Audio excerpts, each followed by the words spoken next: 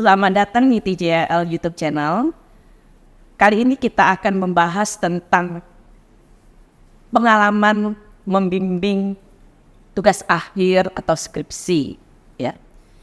Nah, karena kita ini kan juga tahu ya bahwa di tempat kita ini inputnya boleh dikatakan relatif rendah lah dibandingkan dengan untuk besar begitu ya.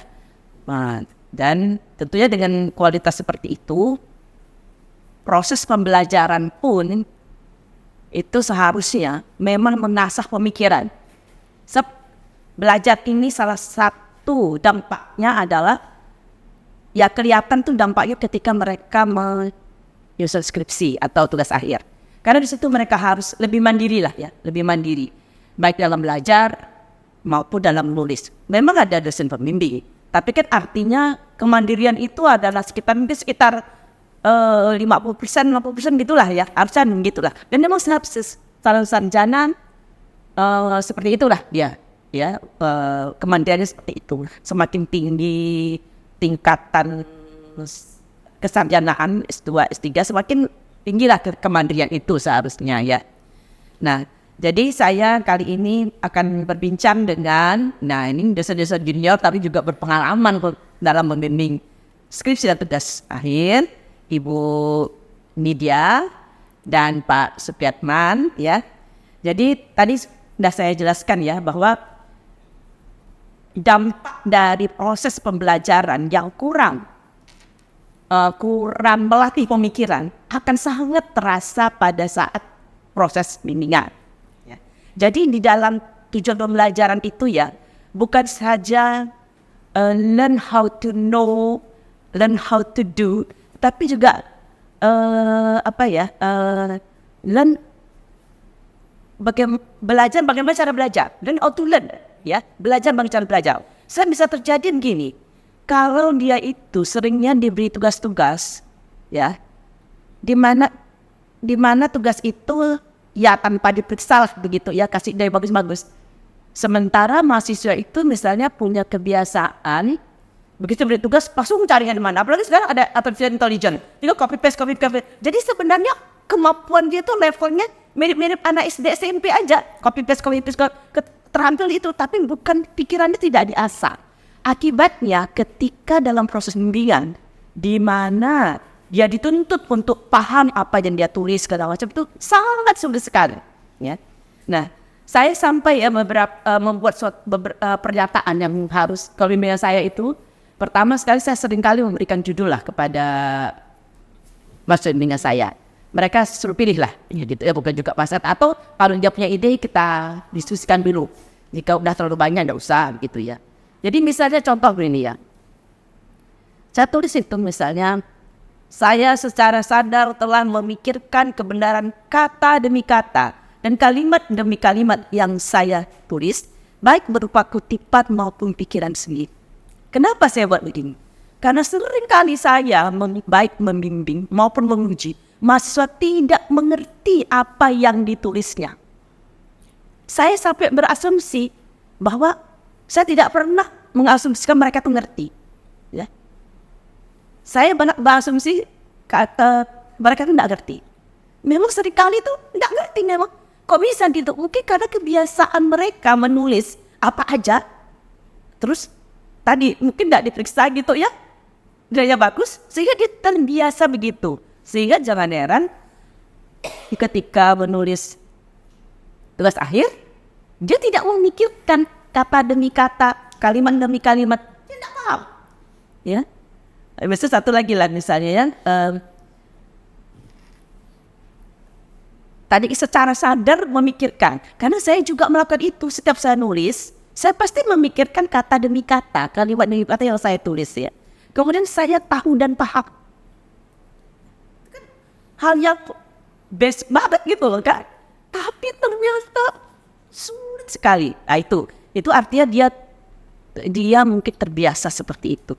Dia memang kuliah, tapi belum tentu dia itu belajar. Jadi belajar pun harus tahu cara belajar. Belajar, iya, tapi nggak dari mana-mana tuh. Akhirnya, ya tadi, apalagi tadi dengan bantuan artificial intelligence itu kan, Nah, jadi apalagi kalau yang sudah lebih tinggi ya, padahal yang ini kan sebenarnya anak SMA pun tuntutannya sama seperti gitu. Tapi itulah antara lain yang saya hadapi begitu kan. Sekarang coba tuh, ini dia kemudian tuh Pak Man.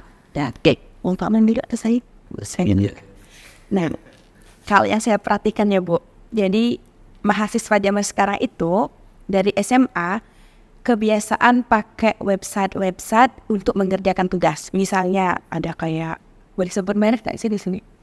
IGA website. Jadi mereka tuh kayak punya forum yang kita masuk. Oh, gitu. Soal itu keluar jawabannya di situ. Bukan AI kah itu? Itu ada juga Bu. Jadi forum ada yang AI gitu.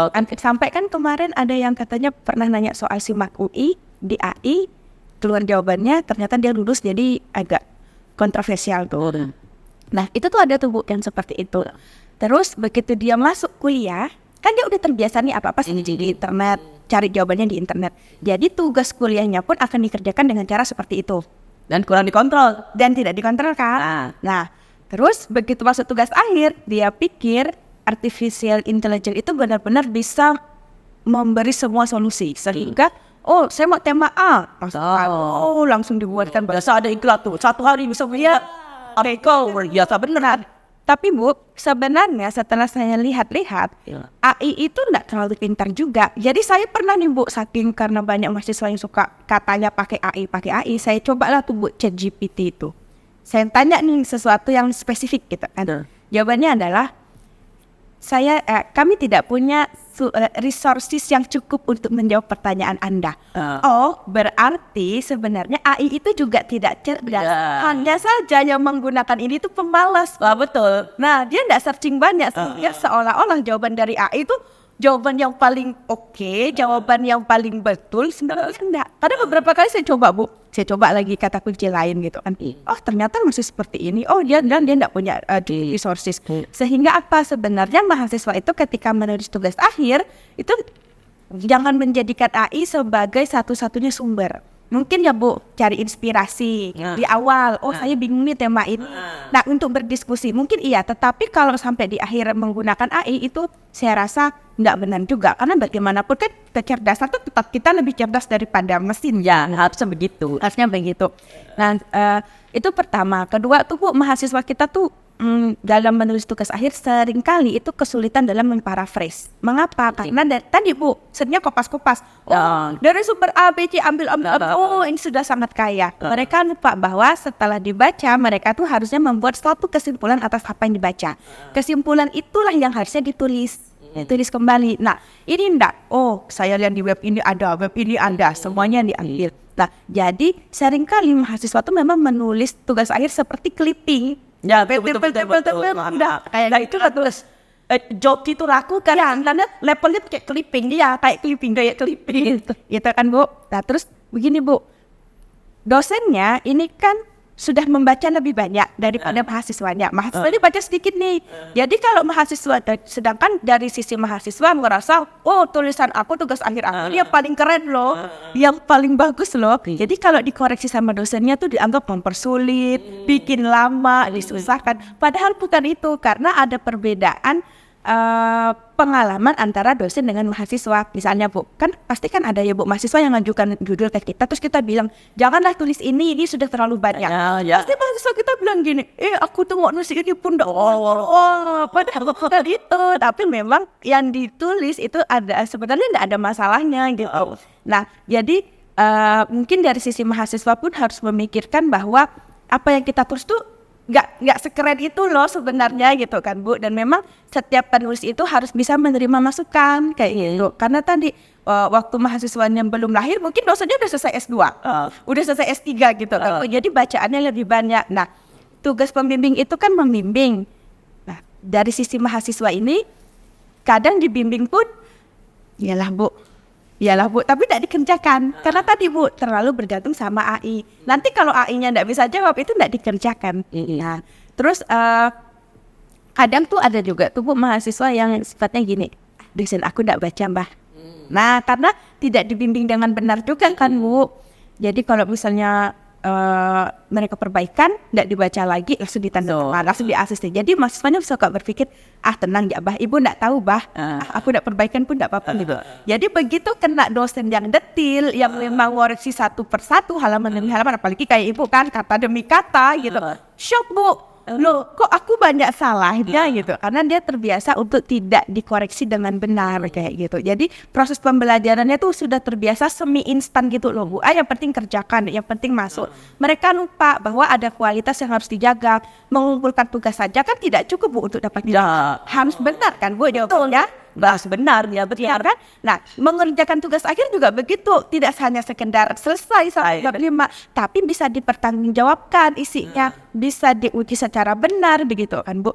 Nah mereka tuh lupa bu sama hal seperti itu, karena tadi ada kebiasaan yang penting kumpul, kuliah yang penting masuk gitu. Karena dia mungkin dibiasakan dengan proses pembelajaran seperti itu. Iya, jadi tadi ada satu hal yang hilang dari sisi mahasiswa, yaitu mereka sekolah tapi tidak belajar. Betul. Jadi begitu keluar kelas ditanya, tadi belajar apa? Tidak tahu, udah hilang dah gitu. Tanya ilmunya apa? Itu jadi sadar. Ini belum lulus saja tidak tahu dia ini apa pakai apa namanya. Pokoknya istilahnya dia tidak sebutkan seperti tidak tahu lah begitu ya. Nah itu ya. Jadi pernah nih ya. Ini mas saya tuh heran kadang-kadang kita terlepas baca ya. Hanya nus kepadatan loh, tingkat kepadatan penduduk. Saya tuh heran kok tulis misalnya gini, 100 km persegi, kepadatan 100. Loh, memangnya 100 km persegi itu kepadatan?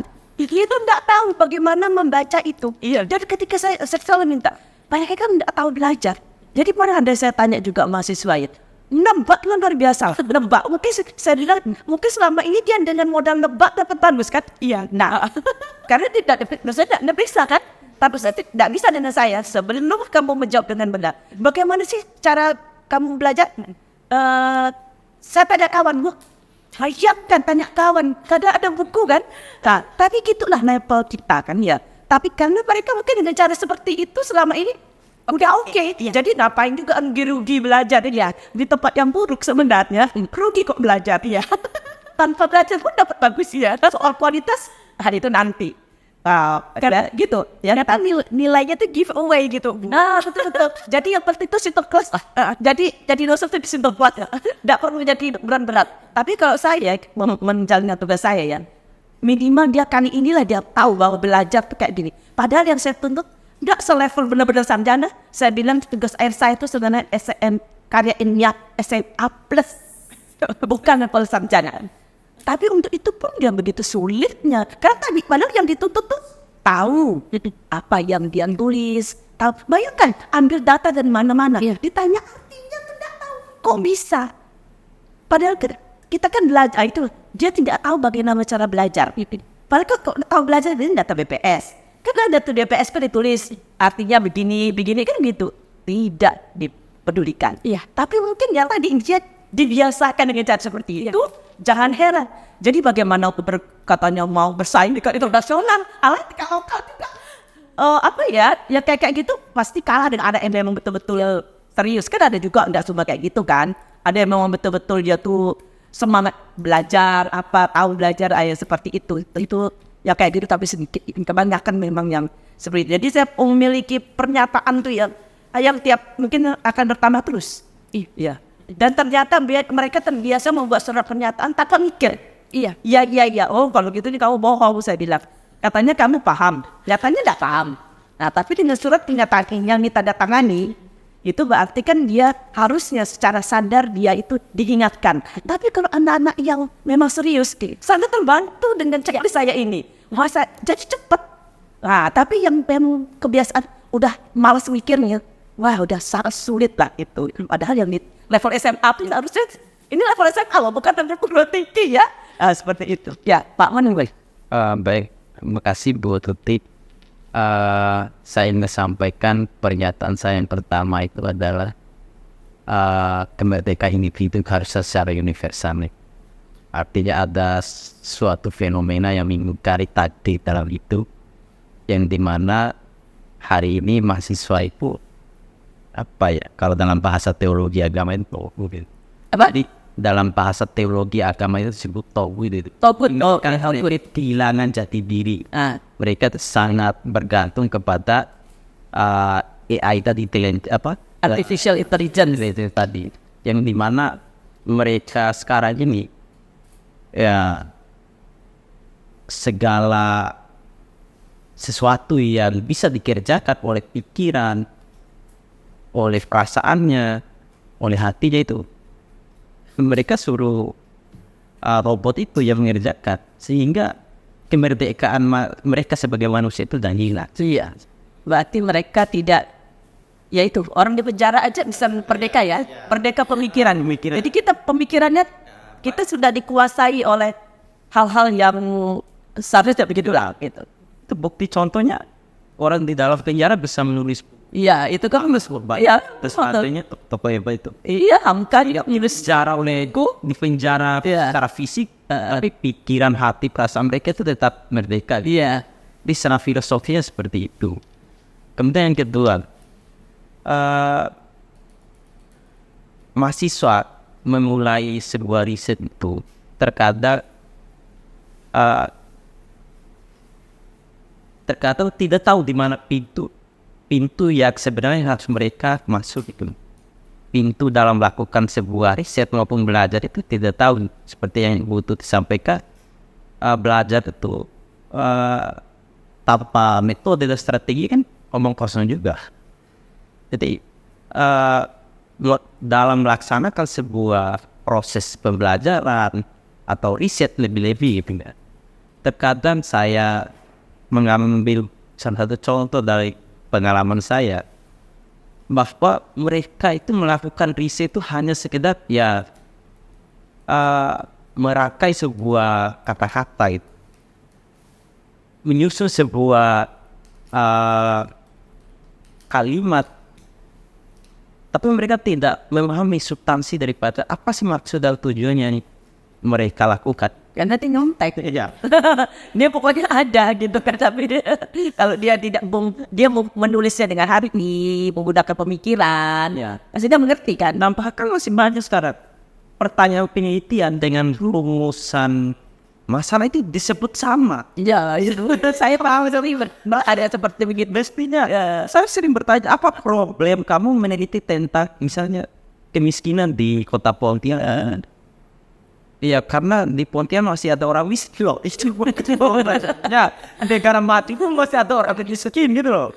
Jadi apa ya? Jadi cara mereka merumuskan sebuah masalah penelitian itu. Jadi saya selalu bilang begini ya Pak ya. Kalau kita kerja dengan orang, saya bos, ya. Masalah di situ? Kita ada mau tahu nih, bos nih mau tahu masalah itu. Lalu dia bertanya, adakah di sini begini? Wah, cak kalian, betul tak? Kan ini dianggapnya ini bukan hanya terjadi di kalangan mahasiswa, yang banyak terjadi. Pertanyaan tuh disamakan dengan pernyataan salah, dan itu ya benar ya. Bahkan kalau di dalam panduan penelitian dikti ya ditulis ya bahwa pertanyaan penelitian tidak harus ada. Ya kalau memang masalahnya juga tidak besar, tidak perlu juga ada pertanyaan. Ya tapi kalau kita buat dalam panduan tuh diwajibkan membuat pertanyaan, itu sih hanya latihan aja sih. Tapi ketika kita menyamakan pertanyaan penelitian dengan masalah penelitian, itu yang salah. Padahal pertanyaan penelitian itu untuk mempertajam masalahnya kan gitu. Nah itu. Makanya saya sampaikan, apa sih sebenarnya urgensinya manusia melakukan sebuah riset ini? Apa urgensinya? Kita tidak tahu. Nah, harusnya itu tahu menjadi dasar pikiran kita. Kenapa perlu melakukan riset itu? Karena kehidupan kita di dunia ini itu disebut apa? Dinamis. Jadi kita harus mengikuti perkembangan itu. Kira-kira perilaku saya di tahun 2022 dengan 2023 sama enggak? Itulah tujuan daripada riset itu, untuk terus mengidentifikasi informasi yang terbaru yang secara realistis itu muncul dalam kehidupan. Makanya dulu ya waktu itu kami sharing juga dengan Bu Umi kan, waktu kita sekolah ya, saya mulai dari S2 lah ya. Di situ critical writing, critical reading, dan cara menulis itu memang ditulis gitu. Dan itu bukan hanya level karir kita kan buat S2 di sana ya, tapi anak S1 juga diajari. Kok kita kan tidak ada loh belajar kayak gitu ya. Kita ke mahasiswa kritis, oh ya paling aku mahasiswa itu paling kritis. Tapi ketika nulis tidak fix banget, kalau ngambil dari mana-mana gitu kan, seperti itu ya. Nah jadi Itu masalah besar yang kita hadapi ya. Yang artinya sebenarnya bagaimana mereka menghadapi dunia kerja kalau mereka tidak mampu berpikir gitu loh. Ya. Kemampuan berpikirnya tidak setara sarjana sebenarnya itu. Nah, terus Bu, bagaimana ya? Jadi itu, nah ini nih, saya tuh jadi tertarik dengan omongan Bu Tuti bahwa mahasiswa tuh pada akhirnya kritika thinkingnya tuh tidak terasah. Ya. Nah, itu terjadi Bu. Gak usah kita ngomong tugas akhir. Di kelas saya tuh terjadi. Jadi saya kadang membagikan artikel untuk dibaca. Itu ada daftar pertanyaannya Bu. Sederhana. Apa inti dari masalahnya, kayak gitu kan Bu. Terus apa ide pokoknya, seperti itulah. Nah, soal itu saya keluarkan lagi ketika ujian. Apa nih dari artikel-artikel kalian baca, mengapa sektor ini tidak bisa maju? Ada 4 kriteria, saya bilang gitu. Itu tuh kalau mereka baca di artikel itu pasti ada. Terus mahasiswanya itu kan UTS Bu. Jadi ketika masuk kelas lagi, saya tanya gimana soal UTS-nya? Oh bisa Bu, hanya saja yang bagian artikel tidak expect Bu, soalnya akan keluar seperti itu. Padahal itu kan bagian dari belajar kita kan. Dan artikel itu bukan artikel yang susah dan panjang gitu. Saya paling kasih yang mudah tuh udah 7 halaman, 9 halaman seperti itu. Nah itu mereka tuh masih bingung Bu. Terus waktu saya baca hasil kerjaannya, menentukan ide pokok tuh masih bingung. Ini di semester yang saya ajar menentukan ide pokok mereka masih banyak salah. Terus akhir semester 5. Walah semester orang yang udah semester 8-nya tidak bisa. Ini tugas akhir gimana mereka mau membuat review artikel terdahulu gitu.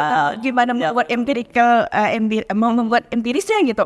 Sedangkan mereka nggak tahu nih yang mereka baca nih apa gitu. Karena tadi terbiasa apa-apa mau cepat, buru-buru. Tapi ada isinya gitu.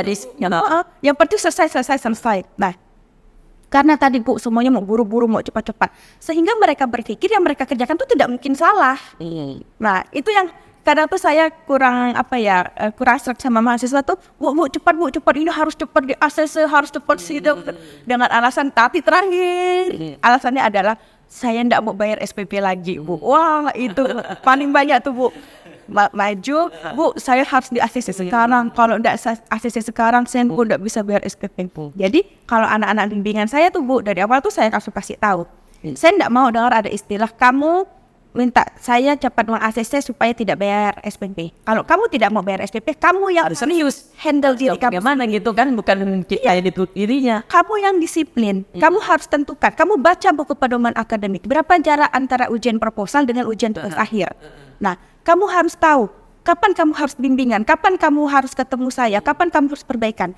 Itu kamu yang tentukan schedule, bukan saya. Sehingga tidak ada istilah di akhir semester kamu bilang, Bu, ACC sekarang supaya saya tidak bayar SPP. Saya bukan tidak punya empati, tapi saya melatih kamu disiplin. Saya omongkan itu Bu di depan. Jadi mahasiswa saya tahu tuh Bu, oh saya tidak akan di ACC kalau saya belum dinyatakan oke. Jadi tidak ada istilah, inilah nih saya membantu mahasiswa supaya tidak bayar SPP. Oh ini saya tidak ada Bu, itu tidak ada sama sekali. Ada satu hal juga yang tadi bicara AI ya. Jadi sebenarnya AI itu bermanfaat bagi orang yang cerdas, bagi orang yang benar. Bagi orang yang tidak cerdas, tidak tahu, dia dibodohi sama AI. Benar. Misalkan ini gitu, contoh lah ya, misalnya grammatical. Grammatical untuk bahasa. Kalau bahasa bolehlah dia menggunakan, ya. Tapi di grammatical itu tidak semuanya benar loh. Iya, karena dia tidak punya pengetahuan bahasa Inggris yang cukup. Bagaimana ya disarankan ini? Iya. Padahal tidak cocok. Benar Bu, benar. Jadi saya tuh pernah masukkan ke satu aplikasi spelling gitu Bu. Ini udah benar enggak susunan kalimatnya. Jadi kan biasanya kita kalau pakai this research aims to gitu kan. Terus dia bilang bukan pakai itu tapi pakai for. Loh kok pakai for dalam bahasa saya. Terus karena saya juga ragu waktu itu, saya masih awal-awal nih Bu. Yaudahlah coba saya ganti ke for gitu kan Bu. Itu disalahkan Bu sama reviewernya, ini bahasa Inggrisnya bahasa kayak gini salah. Kan dalam hati saya, oh jadi semenjak itu saya tidak percaya 100% sama. Jadi kalau ada orang yang mengatakan cukup itu, berarti pengetahuan bahasanya kurang. Dia tidak tahu kan didikte sama AI. Nah, jadi tapi orang yang cerdas, AI bisa bantu. Minimal enggak, tapi dia tahu ya, oh ini salah. Iya, kan gitu kan. Kalau enggak kan bagaimana? Makanya saya bilang, contoh ada ya, saya menemukan begitu. Masa yang dalam bahasa Indonesia itu yang kata yang diganti nan. Sebenarnya nan itu kan berarti dia tidak menggunakan pikiran kan. Jadi berarti dia kuasai AI, jadi arti kemampuan pikir dia tuh lebih rendah daripada AI. Manusia kan manusia kan lebih tinggi kan, tapi ternyata dia manusia itu bisa kok lebih rendah daripada AI. Ya itu karena dia dikuasai AI tanpa pikirannya tuh jalan gitu. Oh, benar, bayangkan. Benar Bu, jadi gini, di TikTok itu Bu ada tren supaya tidak terkena plagiasi katanya. Jadi setiap kata itu harus ditambah i warna putih di depannya. Jadi kalau iyang itu jadi iyang, tapi i-nya warna putih. Kalau ada ini, Ya, ada konsep bisa kayak gitu. ya. Jadi itu Bu ada mahasiswa yang melakukan itu. Dia pikir dosanya enggak tahu. Tapi karena saya udah tahu duluan Bu, saya bilang kan enggak mungkin tulisan kamu kayak gini ini bisa cuma 2% tingkat itu keprediksinya. Iya Bu, gini-gini. Terus, nah ada yang satu nih Bu, ke hitam. Dia kan warnanya warnanya satu berubah. Nih, ini adalah bukti. Ulang. Oh, begitu diulang kena tinggi Bu, di atas 50%. Itu tuh sering Bu. Jadi mahasiswa tuh shortcutnya adalah mereka belajar lewat TikTok. Nah, tapi di TikTok tuh tidak semuanya benar soal pilihan. Kayak misalnya diajarkan kalau misalnya penguji bertanya apapun jawab saja baik Pak, baik Bu, iya Pak. Nggak ada. Itu karena mungkin yang ngajar di TikTok tuh kualitasnya kayak gini ya. Jadi saya bilang gini Bu ke mahasiswa, kamu pikir, misalnya saya nanya nih, kamu nanya saya bilang gitu, Bu Nindya sudah makan, terus saya jawab dengan baik Pak.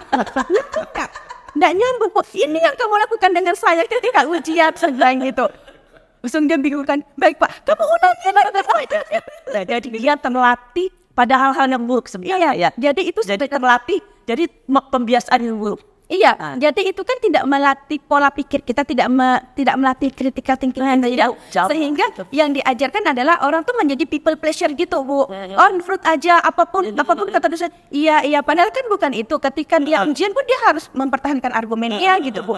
Nanti kalau nggak bisa akhirnya apa? Mereka kan bilang gini, kan pembimbing saya yang suruh, seolah-olah dilimpahkan kesalahan ke pembimbing. Padahal kan pembimbing itu sifatnya adalah memberikan saran. Dia yang harus mengolah saran itu. Dia yang tanggung jawab. Iya, sama kayak AI. Kan tidak mungkin dia terus bilang, tapi ChatGPT yang saya baca kayak gini kan tidak mungkin. Itu kan, ya itulah menunjukkan betapa rendahnya kemampuannya. Ya, orang yang cerdas tidak akan jawab gitu. Iya. Orang yang cerdas menganggap itu inspirasi. Jadi kalau kita pergi kemana ya sama juga sebenarnya ya. Kalau ada yang studi banding segala macam, kan? Harusnya studi banding itu mencari inspirasi. Iya. Tapi banding itu kita tidak bisa yang buat seperti itu. Lah, kalau cuma mau kayak gitu banding nggak usah studi banding kan? Itu banding kita pun tidak tahu cara belajar loh orang dewasa gitu kan? Karena kalau untuk belajar itu mencari inspirasi. Udah tahu tempat kita jauh dari orang, tapi kan dengan cara yang lain, tapi tujuannya sama. Jadi level-level jawaban seperti itu pun dilakukan oleh orang-orang yang berpendidikan lebih tinggi gitu loh. Gitu kan, yang sebenarnya kalau kayak gitu sih tidak perlu studi banding, paling studi banding bu. Tujuannya begini, tapi ujung-ujungnya tidak bisa lah kita bukan begitu. Itu menunjukkan bahwa kemampuan kita mau kurang gitu. Ya, gimana Pak Mat? Ada lagi? Saya kira apa ya? Jadi mahasiswa di era sekarang mereka lebih cenderung di rumah dan di kampus. Jadi dalam proses pembelajaran untuk mengakses sebuah informasi dan pengetahuan itu tentu harus banyak yang dilihat, banyak yang didengar, ya banyak yang harus dilatih, disampaikan. Mestinya itu. Saya melihat contoh kecilnya kan, bisa mereka lagi santai di kantin dan sebagainya, jadi tidak ada pembahasan yang ilmiah yang mereka interaksi, mereka tidak yang ilmiah gitu loh. Jadi yang sedikit healing dia yang seperti yang Pak Renan nih, Anda bilang masuk sekolah sedikit healing, padahal belum sampai pandang tak ini kok saya dikit habis itu hilang bu. Tidak ada yang ilmiah. Mereka dulu banyak kan, mestinya mereka mendiskusikan problem apa yang mereka alami saat ini. Minimal tadi ya berbicara untuk melatih berbicara hal yang sederhana, tapi untuk melatih pemikiran kita gitu loh. Yes, seperti itu. Tapi saya setuju nih dengan Pak Mani. Jadi ada perbedaan antara universitas besar dengan universitas kecil. Kalau menurut saya Bu, anak-anak di universitas besar itu ketika mereka ngumpul karena atmosfer akademiknya udah terbentuk bagus, mereka tuh kalau ngumpul omongannya ya sekitar Tugasnya gimana ya cara kerjanya. belajarnya bagaimana. Jadi ketika di kantin Bu, mereka tuh benar-benar cuma makan terus pergi. Nah, gitu. kalau di sini saya lihat kantin itu bisa di kantin jam 9 pagi sampai jam 3 sore tuh Bu, mahasiswa. Dia cuma duduk gitu membahas ya apa-apa gitu ya. Nggak ada hubungannya sama kuliah gitu. Itu sering saya temukan gitu kan Bu. Sampai kadang ya benar bahwa atmosfer akademiknya tuh nggak terbentuk sehingga anak-anak tuh terbiasa kalau ngobrol. Nanti kalau ada temannya satu datang bahas tugas, kau nih tugas lagi. Jadi malah ngutarin Siti ya itu menunjukkan bahwa kita kurang lah di situ ya. Jadi itu kurang. Jadi kalau seperti gitu, jangankan untuk tingkat internasional, untuk lokal aja kalah loh. Kalah dari orang-orang yang di tempat yang baik. Jadi kalau hal itu berlangsung terus, saya pikir ya memang kita tidak menghasilkan seseorang yang mirip-mirip hasil penelitian dari Bank Dunia itu ya, bahwa literasi kita dia levelnya sarjana. Tapi sebenarnya kompetensi dan literasi dia mungkin setara SMP atau SMA. Baik, itu saja yang bisa kita sampaikan. Lain kali mungkin kita bisa topik yang lain ya. Jadi dengan cara begini kita bisa berbagi, mungkin nanti menjadi kita juga evaluasi ya di mana kita berhadapan mahasiswa, karena kalau memang tujuan kita ada ingin membuat mahasiswa itu menjadi berkualitas, kecuali kalau maunya cuma omong-omong aja, kan bisa juga kan? Iya benar. Nulisnya internasional, tapi nuntutnya ya kayak SMP-nya tidak bisa lah ya. Jadi artinya kita memang ya istilahnya visi misi itu tidak ada gunanya lah sebenarnya. Ya sebenarnya seperti itu. Baik, terima kasih Bu.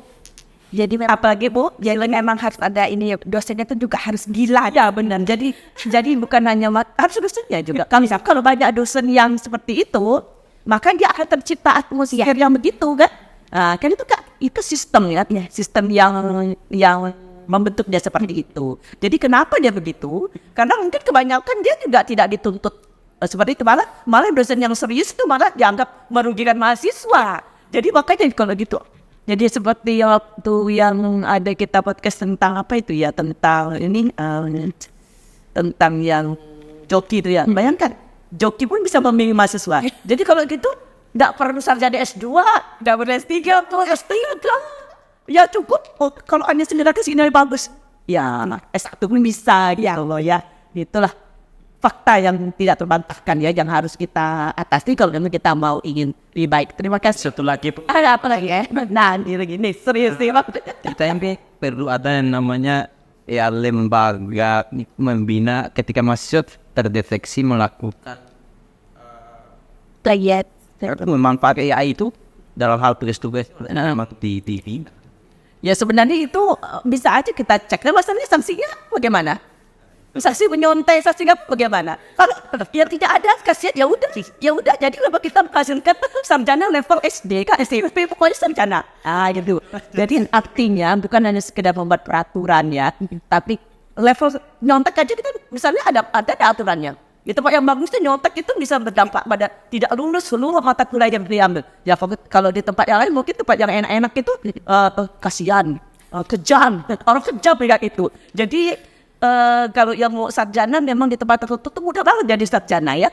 Nah itu yang harus kita, kalau emang kita berada di tempat itu, ya minimal kita sebagai dosen secara individu harus memiliki komitmen lah ya untuk meningkatkan kualitas lah. Walaupun itu tidak akan bisa kalau tidak dilakukan secara banyak-banyak. Tapi minimal daripada kita ikut arus kan, mendingan kita lakukan secara individu gitu. Seperti equally ya, equally tapi think globally. Yes. Terima kasih atas sharingnya. Lain kali kita bicara yang lebih menatah lagi ya berarti tentang mahasiswa. Ya. Terima kasih. Ya.